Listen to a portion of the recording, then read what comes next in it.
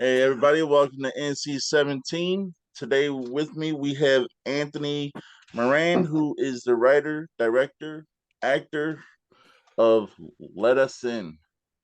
I met him at a haunted garage sale in Dearborn the other week, and he sold me on his movie. How you doing, brother? Doing great, man. Doing better now that I'm in online here doing this Zoom with you, brother. Oh yeah. So let's get right into it. So what drew you to want to make movies? Like what was your passion when you were growing up? Passion started right away when I grew up. My parents had me when they were young. My mom was just turning 17, and my dad was 18 and turned 19 a couple years after I was born, or actually later on when I was a month late. He's the same month as me in March. So my dad was 19 when he had me. My mom was 17. My dad was way into muscle cars too. And what I'm getting at with the muscle car thing is, well, we're from Detroit, but like, my dad's favorite movie is Phantasm. Same with my mom, and they actually had that Cuda not in black but orange, and they went to the drive-in to see that, and that played with The Dark, the movie The Dark. Oh But yeah. we were like the first to have. I have this. Excuse me. What was I going to say? My fucking allergies. But I was going to say I have a book coming out, and this touches on a lot of what you asked me.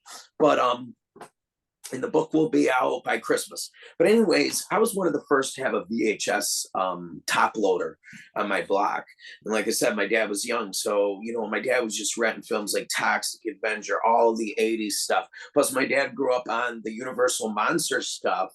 And so once you had a VCR, and once those movies started being played, Frankenstein Meets the Wolfman, House of Frankenstein, The Mummy, my dad was recording those movies because before that in the 70s, all they had was the without sound, the little, whatchamacallit, you know what I mean? The little 8mm films. Oh So yeah. what I was going to say is I remember going to Service Merchandise in like 1982 or whatever, and getting a top loader. Service Merchandise, for the younger people out there that don't remember what that is. Do you remember what Service Merchandise was? Oh yeah. Yep. Yeah. So like you'd walk around and you'd be a kid and you'd go to the Hot Wheels section and it would look dope like Toys R Us, and they'd have shit, and then someone would be there and they'd be like, "Don't touch it. Grab the number." You're right. Oh And then yeah. you go to the counter, you wait in line forever. And then when you get to the counter, they'd be like 219, 111, 103, and all your stuff would come down on a conveyor belt. I remember when we got that VHS, um, there were people lined up buying them. We went back on a snowy night and we plugged that in, and we went to the first VHS store. The first one was actually like 4 miles away. You know what I mean? They didn't pop up until all right on my thing. But my point is this. I had no viewing restriction on me. Do you know what I mean? Unless I really got scared from it. Like I really got scared from Halloween when I was younger, so my parents would not, like want me to watch anything I'd be freaking out over. But yeah, and so my parents were just renting all those movies. My babysitters would come over and they'd be like, I was born in '79, so I'm an '80s baby, and everybody would be like my babysitters would be like, "Oh, I just went and saw, but you're too young, you can't go. But I just went and saw Friday the 13th, the final chapter," and then you'd hear about it, and then these films would become legendary. You know what I mean? Just on word of mouth. Then you'd go to the VHS store and you'd see Silent Night, Deadly Night. You know what I mean? And then you'd see the final chapter. So it was a real big thing, a boom with movies when I was going on the advent of the VCR. So that's how I got into film. Oh, And yeah. wanted to. So you also have a love for motorcycles. Love for all custom culture stuff. Growing up, my dad had nothing, but he had a custom vet. It's like 70s vets and early 80s vets and 60s ones. He had a custom Corvette paint business. So my dad was like a professional airbrusher. And so, we had nothing but muscle cars and motorcycles. When I was on my fifth birthday, I got a Honda 73 wheeler, and my mom had a 110 and my dad had a 185. So we had three matching motorcycles. So it started and I got pictures of all this, which is so cool. You know what I mean? Because Oh nowadays yeah. people granted because you can just do it on your phone. Back then, you had to really do something to take a picture. You know what I mean? And Yeah. before they got the throwaway cameras. So I was gonna say, and my dad is also. I come from that stock, like I'm just born into it. My dad is a legendary, and I'm not trying to talk him up because I don't rest on my dad's laurels. I do my own thing. But my dad, his name's Dan, and he is a huge influence on me, not only in the horror stuff, but my dad is a legendary Detroit outlaw biker, a one percenter. Yeah. So I'm in the culture. I'm in the culture. That's why I'm fit to do these type of movies. And if you see the new reviews, a lot of people from my peers to magazines to other bloggers are saying, "Hey, we love that Tony does." I go to the audience by Anthony and Tony. If you want to catch up with me on my social media, it's Anthony E. Moran or Independent American Pictures on IG or Facebook. And once again, that's Anthony Moran, but I go by Tony or Tone. But yeah, like people are saying that Detroit's like a third or like one of the characters in each one of my movies. Do you know what I mean? Oh yeah. So I was gonna say is yeah, by my dad being in the club and all the things that I've witnessed and going to the dragway my whole life. And you got to remember at the car dragway too, they have the motorcycle racing, which I'm not that much into it. But yeah, I'm really into bikes. And my dad grew up in the projects. That's where he's from, Herman Gardens. He grew up in a little shack right next to that. Like when I say next to it, it's just everybody who went to that school on Joy in Detroit. That's a hardcore neighborhood. But my dad, when he was younger, he had, and let me segue into Evil 1% with this real quick, what I'm saying. So my dad, tells me stories from Detroit back in the 60s, like he was saying, like after the riots, when the Tigers won in 68, like on top of that overpass, it was like everybody together back again after the riots, like pouring confetti over the overpass.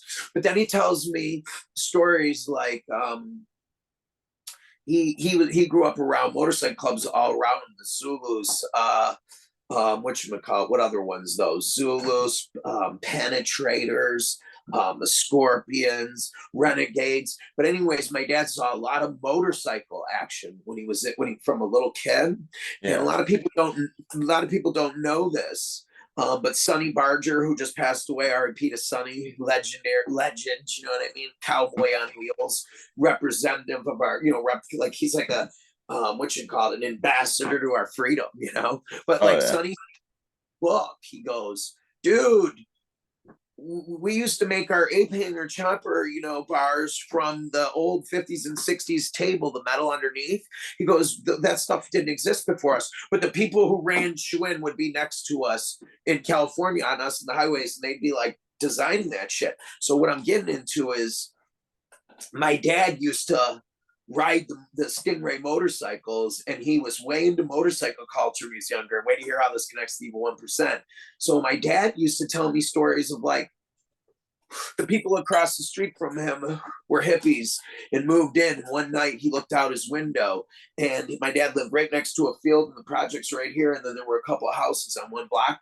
And he said that he saw this neighbor that was like 8 hippies living across the street. He saw this neighbor get chased by like 20 motorcycles all in the park, and then they came up to the house and then they killed them.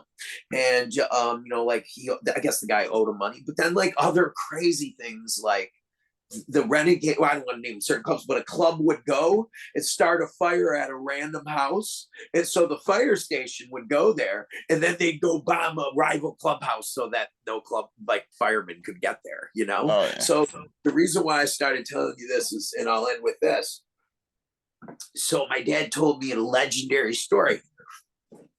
Being from Detroit, I was I come from the stock of garage rock and just punk rock. We're the inventors of punk rock. Arguably Ron Asheton from the Stooges, and then you got it's arguably Ron Asheton from the Stooges, and Dave Davies from the Kings invented punk rock. So Yeah. what I was gonna say is my aunt, my dad's mom. My dad has my dad and my aunt and my family real small.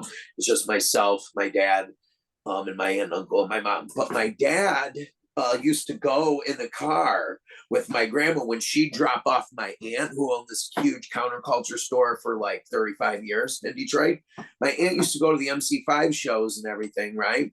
And all the studio stuff. Well, my aunt went to the Love-In and I believe it was in 67 on Belle Isle in Detroit. And this was the MC5 were there. It's a legendary event for an acid test, right? Right. But the week after that, they had a Hayden all the same hippies were there. It was a joke, right? Love and Hayden. And Yeah. it was thrown in Rouge Park by all the outlaw motorcycle clubs in Detroit. So to drop a bombshell on your show here, because I'm so gracious to be here on N-17, and I want all the listeners to know this is Anthony Moran you're listening to on NC-17. I'm here with my boy Josh Wynn, and we're talking about my film, Evil 1%, which is coming up, and it's the sequel, Let Us In. But real quick, so in the Evil 1%, the whole second act is a huge scene similar. And I didn't do it because of Once Upon a Time in Hollywood, but you know how Once Upon a Time in Hollywood they go to the Playboy Mansion? Yeah. Okay. Well, this is actually all based off true shit. What I'm going to show in Evil 1%.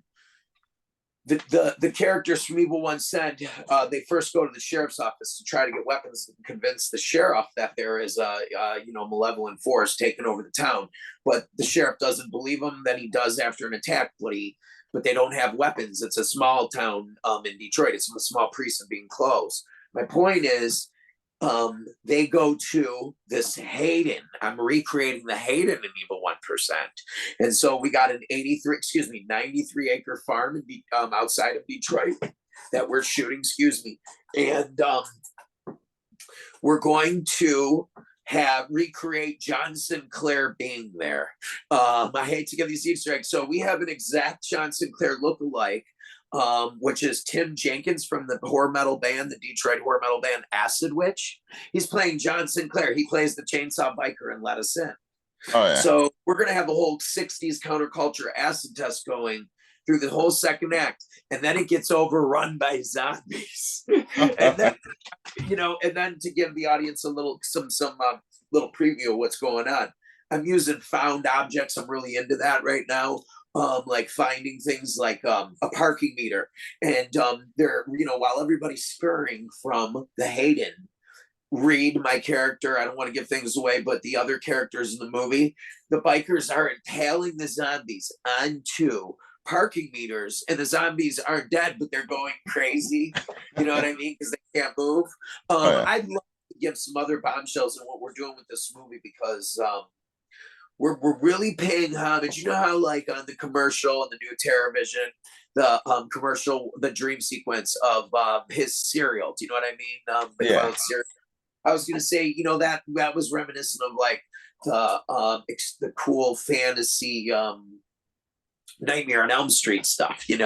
Well, we're paying homage to, we're paying homage in Evil 1%. It's not just a road movie. It's not just a biker film. I feel that's what makes it special. So we're paying homage to, like, I don't want to give our ideas away, because to other filmmakers, but here's the deal. I'm really confident in what I'm doing, and my team is, and James Bauer, special effects guy, to where no one's going to be able to execute these the right way. But okay, for example, we're recreating the scene with the decapitated head, in I believe it's Return of the Living Dead Part 2 or what, where they're like excuse me.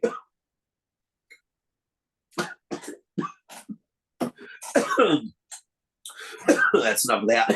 We're recreating where, I don't want to give everything away, but we're recreating the scene in the movie where one of the biker characters from Let Us In is there, least expected, and we pull over the gurney, and she's on it.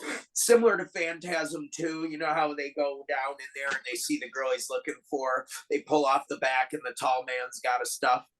Yeah. Head's coming out. Well, we go up to her and her head's decapitated. If anybody's seen the first movie, they'll know this. And her boobs are over here and her body's here. And she's like, Reed, don't you love me anymore? You know what I mean? And we kill her. So what's cool, too, is the third act, after the counterculture LSD party that gets overrun by zombies, double decapitations on motorcycles, and that too, by the way, I'm going all out. But the third act takes place in a cabin and is very claustrophobic. And I thought that was a beautiful way to end a road movie. You know what I mean? So these are the things to look for in Evil 1%, man. Talk to me. All right. So let's get into Let Us In. So let's do it. When you were writing it, like, I could tell by the way that you filmed it that when you were writing it, you were being meticulous with how you wanted the the city to look. Because this is the first one that's ever kind of like took advantage of the pandemic. And I'm not gonna lie, I Southwest Detroit right here, born and raised. So I You were born remember. and raised in the Southwest? Yep. Are you gonna? All right, listen. I'm moving back there. The audience doesn't need to know. Actually, I just had a big privacy invasion issue, which I'd love to give a public service announcement, but I'm not doing it. And the dude, I'd like to say him on the podcast. The person who invaded our privacy and everything like that. I was gonna say, come on, man. You know what I mean? We're just entertaining. You know what I mean? But and nobody likes stalkers. But I will say this: I'm gonna be back. I was at Hubbard and Vinewood, living right across from the Yorba. We had a house, you know, Yeah. where the thing. But now I'm moving back into a place, and that's where I edited the whole movie in Southwest Detroit. So, but anyways, go on though. I'm sorry, because you were really saying something that's important to the audience, and it was important to me that you noticed that. So this is the first movie, and you being from Southwest Detroit. Go on. So I kind of what's funny is I remember I know pretty much every place you filmed. You know. Wow. Now the thing is like to me it seemed like you were being meticulous with how you were filming it and how you wrote it because you wanted everything to kind of just run smoothly. But I also noticed that in the like watching the film, it was kind of like a slow methodical burn, but every single next like clip just fell right into place of like the dude's walking down the street, all of a sudden a car comes, bam. It's like these characters were meeting each other kind of by random, but also by chance. And I will say the marketing was perfect when it says kind of like, last house on the left, because once they got to that house, all hell broke loose. Yeah. You know, I talked at the beginning of this segment, but you're really educating the audience on that. And real quick, I just want to say, so keep talking, okay? But I want to say one thing to segue you into it.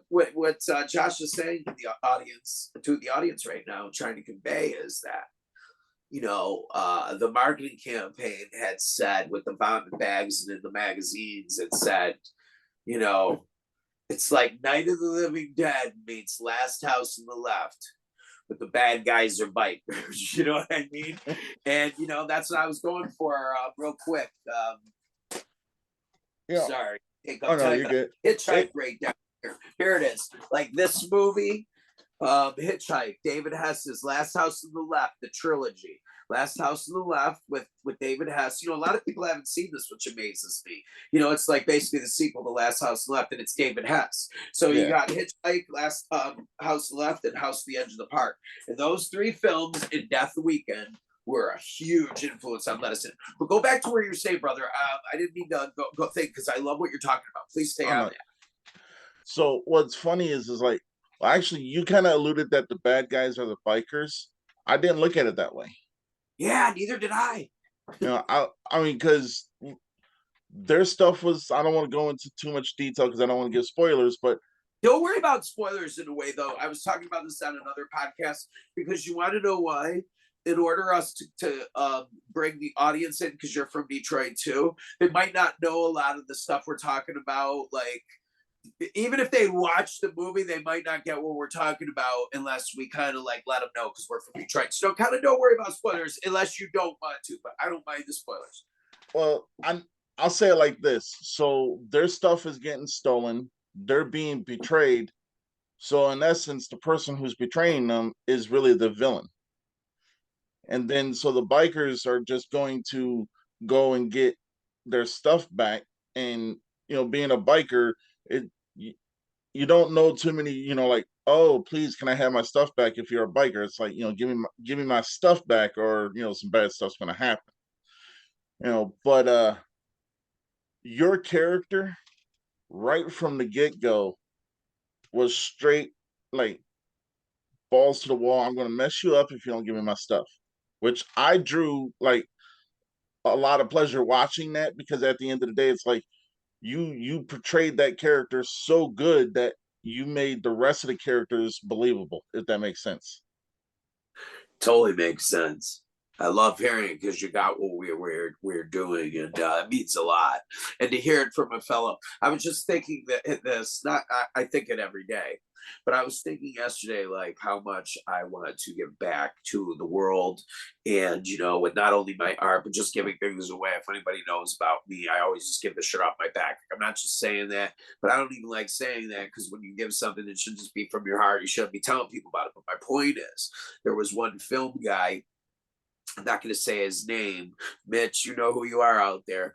But I just wrote him and was like, "Yo, man, take one of these evil 1% T-shirts, like on the house."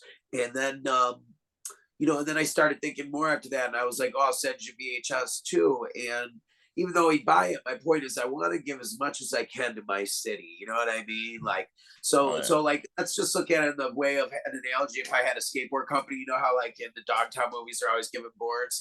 I'd be giving boards left and right. I met these two skater kids. Ironically, the kid's dad's is a Zulus outlaw.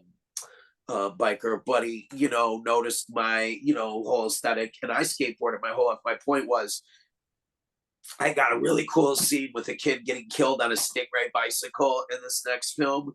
And it's just the kid who's playing it is just such a cool 13-year-old and a cool skater and a younger kid. He looks like a twin when I was younger. But my point is, after talking to him, because I bought them, they needed money. And actually, I hate to say this, they were trying to steal in the store. And so I just went to the guy knows me because they're big horror fans in the dollar store. So they all have my movies. I just said, when the kids come in, put it on my tab and I'll buy them whatever they want. And he was like, damn. And I put my money where my mouth is. But dig what I'm saying. When I talked to that kid, I realized, freaking A, man, I gotta give skateboards away every Christmas. Do you know what I mean? I oh gotta yeah. give all IP stuff away because, man, like, we'll get into influences later about what people have an impacts on you, but let's stay with what you're talking about. So yes, they were meticulous, and I graduated from Marquette on an English scholarship, and that is, I graduated and I walked with Dwayne Wade. We were in the Final Four. That is a Catholic university in Milwaukee, and completely opposite of what my background is. My dad, my aunt, and uncle, and my grandmother had a punk rock clothing store from 1982 to 2004 or five, and so we were the first to carry Airwalks. We were the first to carry like Doc Martens in the United States. We were the first to carry Vision, all the band shirts. We were like the first, other than the Penny Pincher, we were the first vintage clothing store in Detroit. But I had a lot of culture there. John Sinclair from the MC5 was there. Dee Ramone would just be walking around in there every day. You would get, the Misfits in there. You'd get Todd Swalla in there. The people who worked there, they were the girl from the Von Bondies working there. What was I going to say? The guy who basically like started on TV, who had a show exactly like that, and then they did it. So it was just like I had a lot of culture. So my point is, and then I had places like the Mouse House across the street from me, like legendary artist Stanley Mouse, who did Oh yeah. like, the More American Graffiti 2 poster. That's right in front of me. My point is, when I was a kid, man, and I was when I was talking to these dudes, and then, I'd be skateboarding, and, when I talked to them, I really dug what they had to say and learned from them. And then when they took an interest in me, it was really, really cool. You know what I mean? Like one guy worked for Sub Pop and was giving me, all the demo stuff before it came out. But I'm just saying it's cool to start with the youth.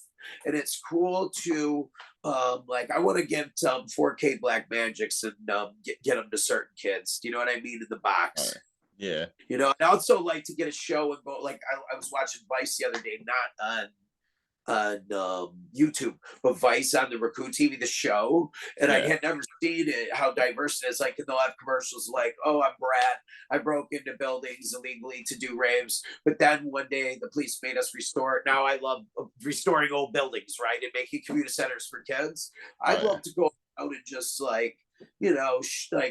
Go around to different people who are doing films in Detroit and go on their sets and show Detroit and show the inner Detroit too. Like show the real cool shit. Oh yeah. So keep talking to me, man. All right. So what's funny is when I met you and you were telling me about your movie and everything like that. The one thing that drew me in the most, practical effects. I love practical effects, you know. And I'm not even going to lie to you. When I came home, I turned off all the lights, popped it in, had my soda, had my popcorn. I was like, I'm going to sit down for this movie. Sat down, and my wife came down halfway down, like right when you were in the like wooded area and the lady was by the truck, and then you went back over there and kind of yeah the boob scene.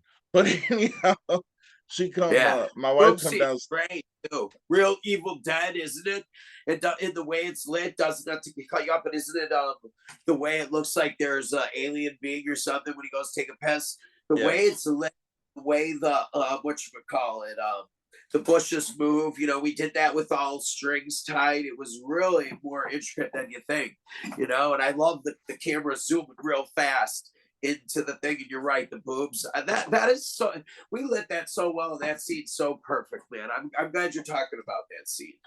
all right. My wife came down and she was like, "What movie you watching?" I was like, "I'm watching Let Us In," and she's like, "What's it about?" I was like, "Well, it's about zombies," and she goes, "Okay."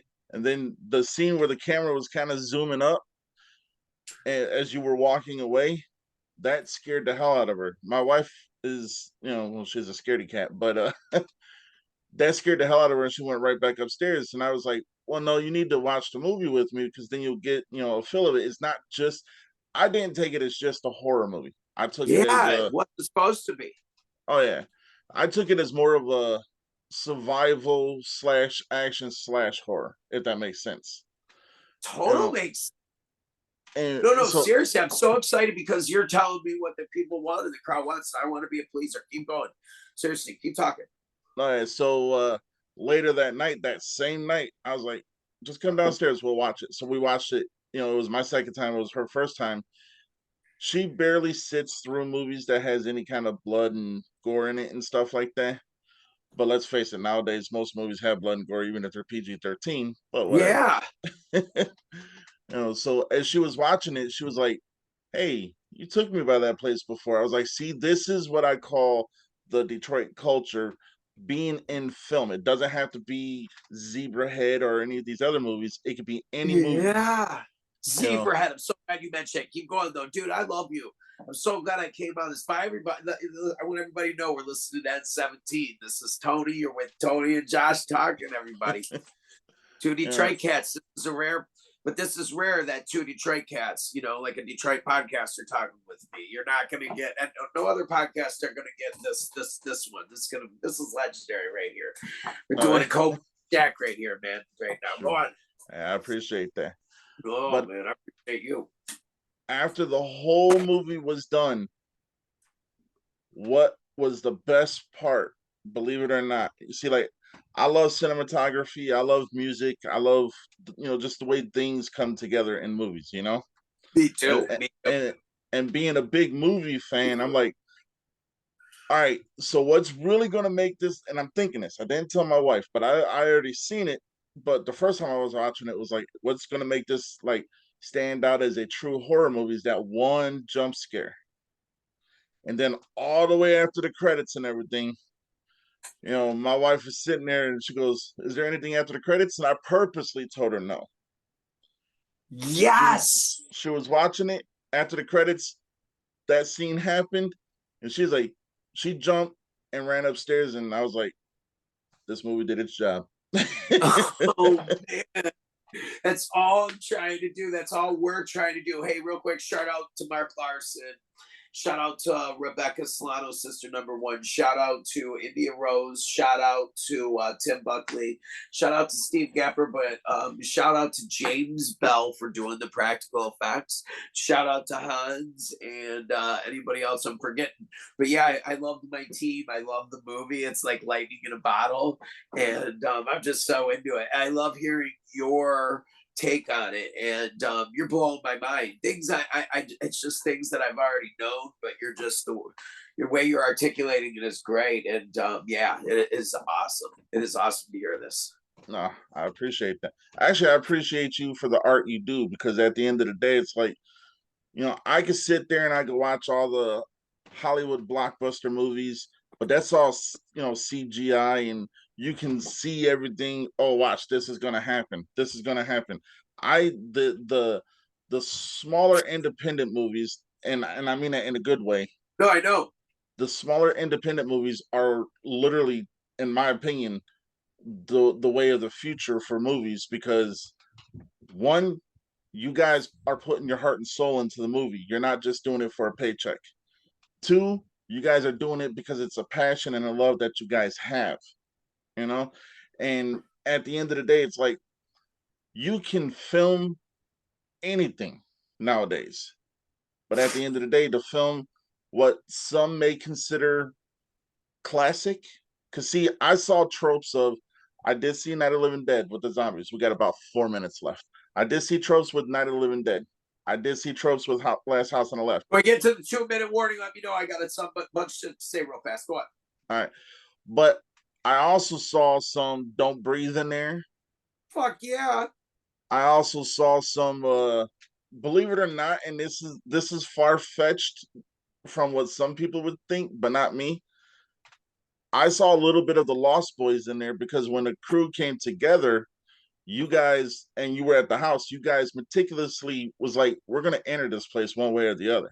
Yeah. We were like, I based my character jumping in at the end, like Near Dark, off of Bill Paxton and Near Dark, and then Lost Boys. And what a lot of people don't know, like I know tons of Lost Boys fans, they don't know when they do a boxing movie in Hollywood, the other studio has a movie that weekend coming out that's a boxing movie. If they're doing a gangster movie, like what Scorsese's Gangster a movie, Goodfellas came out, State of Grace with Shaw Penn came out, which and Gary Oldman, which is dope. And I lost my train of thought on that real quick, but I was gonna say on the one thing, the other movie had come out on what we were saying in there. Dang it, I hate when that happens because I was so nervous because we got to the 4 minute thing. Oh, But sorry. keep going. No, keep. Well, yeah, we got about 3 minutes left now, so I'll say one more thing. I rate all my movies 1 to 10, but first, my first rating, anything above a 5 is good. Yeah, I know. The first rating, though, I think was a little low, though. I feel like, you want to know why? Because my wife, when she read it, and three other fans, they go, for it. What matters about a movie is if you like it that much. Right. Okay. And like, they were like, God, all this guy does is say he likes it, but he gave you 6.9. And it's not like a 10 because even 1% will be, but it doesn't even matter if a movie doesn't get a 10, but that's like a 7.5, 8. You know what I mean? It's Yeah. shot in all 4K. You live in the city. I did that right. On the amount of money that it looks like it is, how good it looks, and with all those practical effects and how much money that costs. I mean, I used my own money. I got a little bit from the crowd, but I was just saying we did our job on that. If we scared your wife, if she doesn't like blood and which we called it, and she watched it because we tastefully did it, and like you said, we did our job. Then if we did our job, there's 5 star. That's 5 stars or 4.5 out of 5. Because here's why: Siskel and Ebert would do that. There's old like horror movies you don't even know, and like I'm just gonna name ones like Death Race 2000. They might diss a whole bunch of older movies, but they'll like see Death Race 2000. They're like, dude, this isn't a horror movie. You know what I mean? It's not just a cheap Roger Corman. This is just so entertaining. It does its job. Like what are you comparing it to? But I just want to say this and give my mission statement here. How much time we have? Excuse me. 1 minute and 35 seconds. Okay, here's what I want to say to the audience. Okay, everybody, after COVID, during, and I understand people say, hey, I feel like spending money gets a bad rap. Spending money makes the world go round. That there's nothing wrong with spending money. That's how, the people you care about get a higher, what I mean, paycheck, blah, blah, blah.